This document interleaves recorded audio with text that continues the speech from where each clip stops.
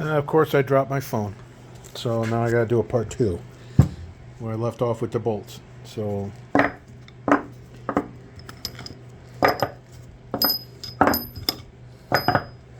there's no order on these because there's no studs or anything for a windage tray. So, and when I oiled up the bearing surfaces under here, I also put some oil in the bolt hole.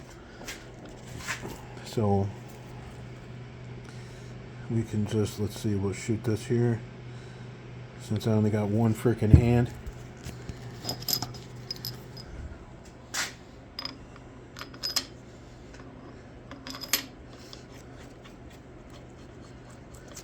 You know the idea for the rest? Okay.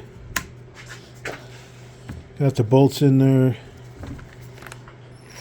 Don't go freaking out on me. This is not an impact.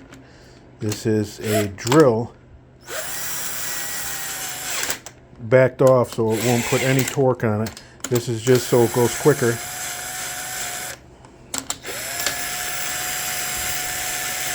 So don't get crazy on me. Not an impact, not an impact.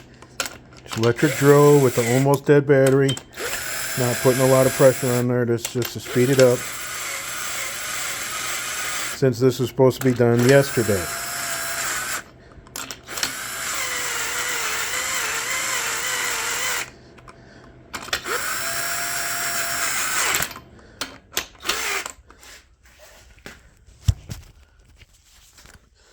Alright, I snugged up all the bolts. Not tight, just snug, finger tight. All the way down, flush.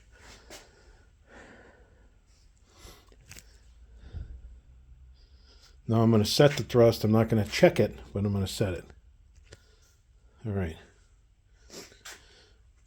When I set it back and forth, as I take a rubber mallet and I give it a few taps this way, then I give it a few taps that way, a few taps that way.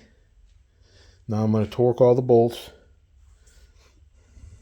which got to go grab my torque wrench. And then after you check, then you check the thrust and see where the clearance is. And then after you torque them all down, you want to give it a few spins, make sure everything's good. And then you check the end play. I hook up my base dial indicator on my magnet, and I take the crank and I move it back and forth and see what the gauge reads to make sure I have the proper clearance.